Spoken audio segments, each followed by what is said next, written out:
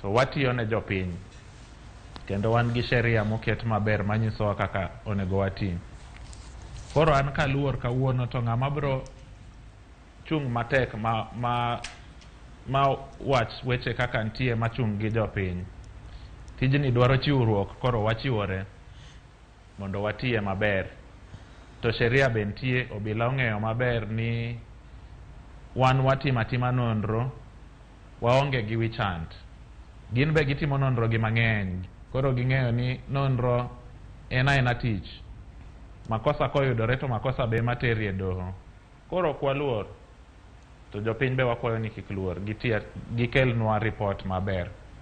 Erokamano. Kawadhi kawatieko, penjona mabende aneno ka janeno moro kayo penjo mogika. Owacho ni penjna jatelono ni joma gimako gikethogo bende gihakikisha ni owinjo malit kaka joma nokethnegi nowinjo.